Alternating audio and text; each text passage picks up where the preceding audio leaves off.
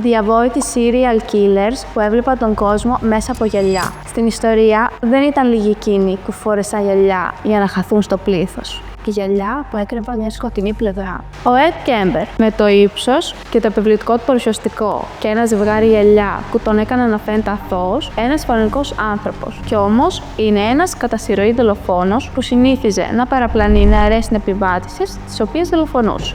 Ο Jeffrey Dahmer, το τέρας του Milwaukee, ήθελε να φαίνεται ήσυχος, διακριτικός, σχεδόν αόρατος. Πίσω από τα γυαλιά του έκρυβε μια απίστευτη κτηνοδεία. Κατηγορήθηκε για τη δολοφονία 17 ανδρών και αγοριών. Οι κατηγορίες αφορούσαν τη δολοφονία ατόμων, τα οποία επέλεγε συχνά από περιθωριοποιημένες κοινότητες. Ο Dennis Rader, δολοφόνος και βασανιστής. Καλός οικογενειάρχης στη δημόσια ζωή, με τη ταυτότητα ενός αθώου, κρυμμένος πίσω από το σκελετό των γυαλιών του. Ο Rader επιδίωκε τον έλεγχο και την εξουσία πάνω στα θύματα του, τα οποία συχνά παρακολουθούσε για μεγάλα χρονικά διαστήματα πριν επιτεθεί. Ανακάλυψε το στυλ που σου ταιριάζει με γυαλιά που αποκαλύπτουν τη δική σου αληθινή ταυτότητα. Σε περιμένουμε στα οπτικά Παυλίτης.